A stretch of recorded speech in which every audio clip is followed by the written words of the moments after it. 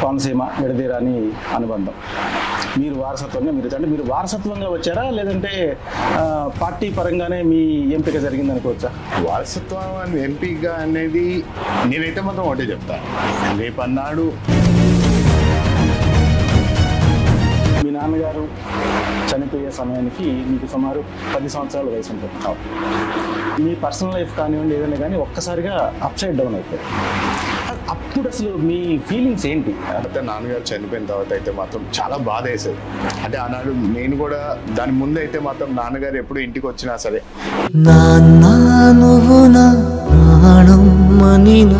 సరిపోదట మాట. అమ్మగారు అయితే ఒకే నిర్ణయం అని ఉన్నారు. ఆవిడైతే ఎట్టి పరిస్థితుల్లో నా పిల్లల భవిష్యత్తు గురించి నేను పనిచేయాలి.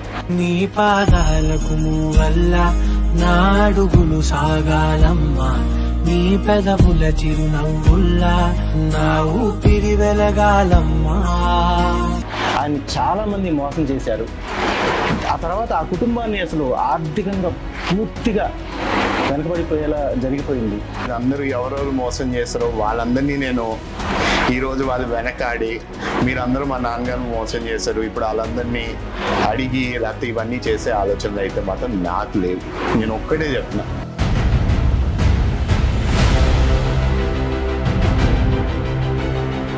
అంటే మీ మాటలు ఏంటంటే నాన్నగారి తర్వాత మీరు చంద్రబాబు గారి వేలు పట్టుకొని నడిచాను, అలా పెరిగాను అని చెప్పాను.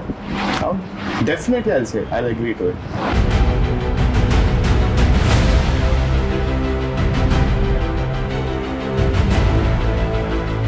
ఇప్పుడు మీరు ఈ మొత్తాన్ని మీరు చూస్తే 30-40% యూత్ టికెట్స్ ఉన్నాయంటారు. ఈ మొత్తం యూత్ని ఎంకరేజ్ చేయడంలో చంద్రబాబు గారితో పాటు మీ అన్నయ్య అని చెప్పని లోకేష్ మీ అందరికి ఎంకరేజ్మెంట్ ఎలా ఉంటుంది లోకేష్ దగ్గర నుంచి? ఇప్పుడు ఎలాగ ఉంటుంది అంటే అన్నయ్య తమ్ముడు అనుబంధం ఎలాగ ఉంటుంది అసలు కొట్టుకునేలాగా ఉంటుంది. కానీ మేము ఎంత కొట్టుకున్నా సరే మేము సరదా పట్టించడం, లేకపోతే మేము ఆయన మా మీద జోక్స్ వేయడం ఇలాగ ఉంటుంది.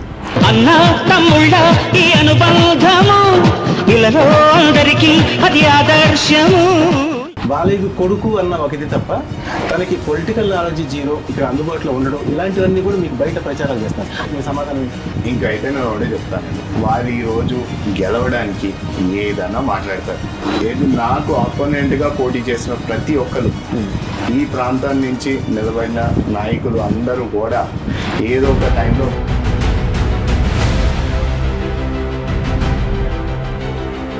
ఇక్కడ లోకల్గా వ్యవస్థలు ఉన్నాయి.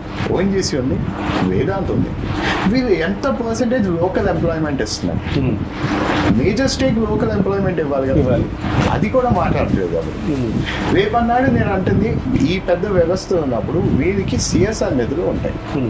వీళ్ళు ఎంత సిఎస్ఆర్ నిధులు అసలు అమలాపురం పార్లమెంట్ పరిధిలోని ఎంత ఉపయోగిస్తున్నారు, ఎంత ఖర్చు పెడుతున్నారు అనేది ఎవరు చెప్పలేని పరిస్థితి.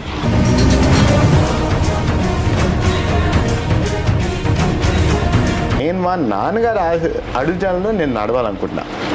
రేపన్నాడు నేను ఆయన పేరు పెట్టుకుని నేను గెలిచి రేపన్నాడు ఆయన విధంగా నేను ముందుకు వెళ్ళకపోతే మా నాన్నగారి మీద నేను ఒక మచ్చ తీసుకొచ్చా తప్పనిసరిగా.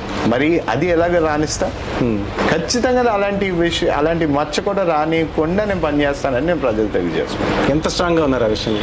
100%. నేను నిజంగా చెప్తున్నా, కావాలంటే నా రాజకీయం నుంచి తప్పుకుంటా నిజంగా మా నాన్నగారి మీద ఏదైనా మచ్చ వస్తే. షూరా? 100%. ఆయన మీద ఒక్క మచ్చ వచ్చిందంటే మాత్రం నా వల్ల నేను తప్పుకుంటా.